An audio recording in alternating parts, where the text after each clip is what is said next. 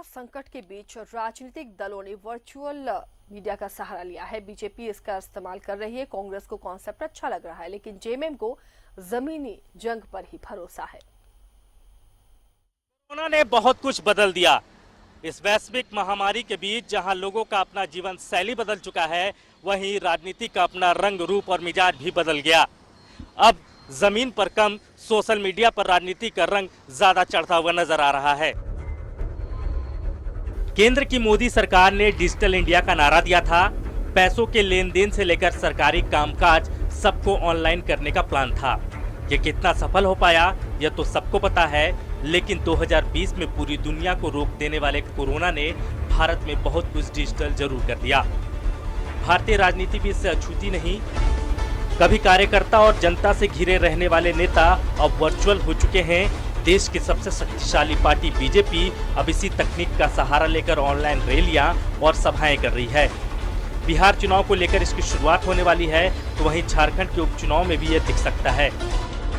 रूप से उस समय की परिस्थितियां कैसी होंगी, कितने छूट होंगे, गाइडलाइंस क्या होंगे, एडवाइजरी गवर्नमेंट की तरफ से क्या इशू की जाती है, तो उसके आधार पे ही चीज़ें चलेंगी। जितनी आवश्यकता है हम इन चीज़ों को लेकर के ही जनता के बीच में जाएंगे।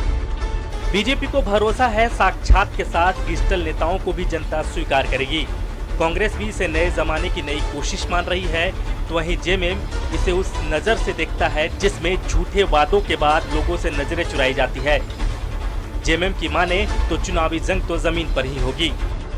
से इस वैश्विक महामारी के दौर में लोगों तक आपकी बातें ज़्यादा बड़े पैमाने तक पहुँचे और सोशल डिस्टेंसिंग का भी ख्याल रखा जाए, तो ऐसे में वर्चुअल माध्यम ही सबसे कारगर माध्यम साबित होता है। देखिए, वर्चुअल रैली वही करते हैं जो लोगों से आंख मिलाने से डरते हैं। जो परिस्थिति आज देश की उत्पन्न हुई, केंद्र सरकार के जो नासमझी के कारण और केवल और एक व्यक्ति के उसके गुरूर के कारण पूरा देश तबाह हो गया, देश का अर्थव्यवस्था तबाह हो गया, देश के लोग तबाह हो गए।